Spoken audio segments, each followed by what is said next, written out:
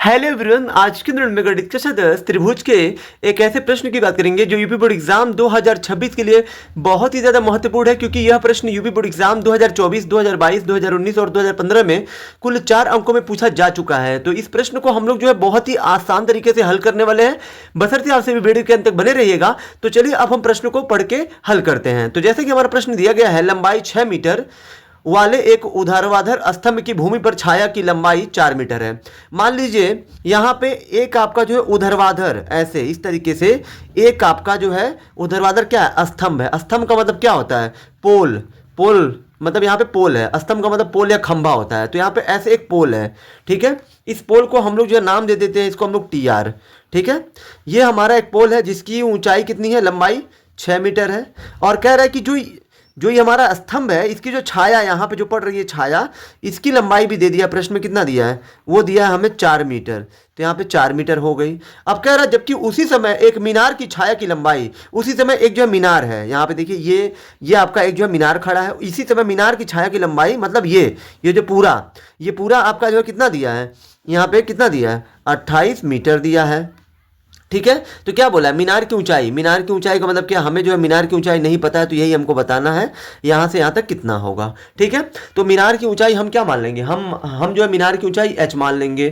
तो यहाँ पे देखिए, तो यहाँ पे आपको लिख देना है, जो लास्ट में पूछ रहे पहले आप उसको मान लीजिए। माना मीनार की ऊंचाई, माना मीनार की ऊंचाई, तो यहाँ पे मीनार की ऊंचाई हम लोग क्या मान लेंगे, बराबर h मीटर मान लेंगे, ठीक है। माना मीनार की ऊंचाई h मीटर।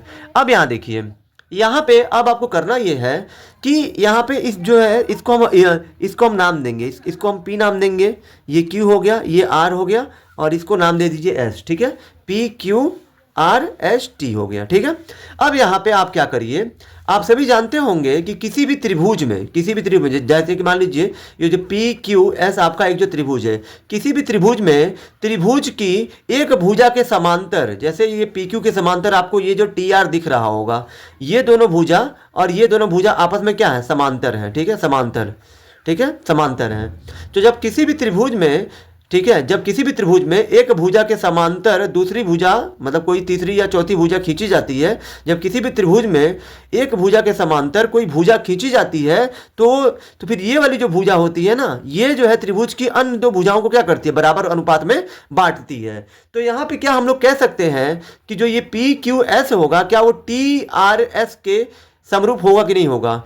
समरूप का मतलब क्या होता है, ये जो मतलब देखने में एक जैसा हो, ठीक है। समरूप त्रिभुज क्या होता है, जो त्रिभुज आपस में देखने में एक जैसे हो। जैसे कि यहाँ पे हम लोग लिख सकते हैं, यहाँ त्रिभुज कौन सा, PQS, यहाँ पे त्रिभुज PQS। तो यहाँ पे PQS तथा ये PQS पूरा त्रिभुज है, और ये TRS यानी कि त्रिभुज TRS, ये दोनों त्रिभुज क्या है, ये दोनों त्रिभुज क्या है, समरूप है। तो यहाँ पे आपको लिख देना है कि ये दोनों त्रिभुज समरूप हैं, ठीक है। तो यहाँ पे सभी जानते होंगे कि समरूप त्रिभुज की संगत भुजाओं का अनुपात क्या होता है, हमेशा समानुपाती होता है। तो समरूप त्रिभुजों की संगत भुजाओं का अनुपात क्या होता है, समानुपाती होता है। मतलब ये वाली भुजा का, इस वाली भुजा का हम लोग जो है तुलना इससे कर सकते हैं, और ये पूरी भुजा का तुलना हम लोग इससे TRS से S के SR से कर सकते हैं। यानी कि यहाँ पे हम लोग लिखेंगे कि PQ बटे में, मतलब बड़ी भुजा का तुलना आप जो है TR से कर देते, क्योंकि ये लंब है तो लंब का ही तुलना आप जो है लंब से ही करेंगे। तो यहाँ पे TR हो गया। फिर आप आधार क्या है, पूरे ये जो है PQS का आधार क्या होगा, ये आपका आधार QS या SQ होगा। तो यहाँ पे QS और बटे में आपका क्या हो जाएगा, QS बटे में क्या हो जाएगा आपका RS, क्या हो जाएगा, RS या SR कर सकते हैं। तो यहाँ पे लिख दीजिए SR, ठीक है। अब देखिए यहाँ पे PQ का मान कितना दिया है, PQ का तो हमने माना ये H बटे में, TR का मान कितना है, TR यहाँ पे 6 है, तो 6 लिखिए बराबर। QS का मतलब क्या है, QS पूरा कितना है, 28 है, तो 28 लिखिए, बटे में SR कितना है, तो SR आपका 4 है, तो 4 लिख दीजिए। ये 4 से क्या हो जाएगा, 24, ठीक है। 4 से 24 कट रहा है, यहाँ पे कुछ नहीं बचा है, तो 1 बचा है। अब यहाँ पे दोनों पक्षों में कुछ नहीं हल होगा, तो तिरछा गुणा कर लीजिए, मतलब H का गुणा 1 में करिए, तो H एकम H और 6 का गुणा 6 में कर लीजिए तो हो जाएगा 36, यानी कि जो मीनार की ऊंचाई होगी वो हमारी 36 मीटर होगी। इस प्रश्न का यही उत्तर होगा। आई होप कि आप सभी को ये वीडियो बहुत ही ज़्यादा पसंद आई होगी। अगर आप हमारे चैनल पर नए हैं तो हमारे चैनल को लाइक, सब्सक्राइब और शेयर जरूर करें, जिससे आने वाली वीडियो की नोटिफिकेशन आपको मिलती रहे।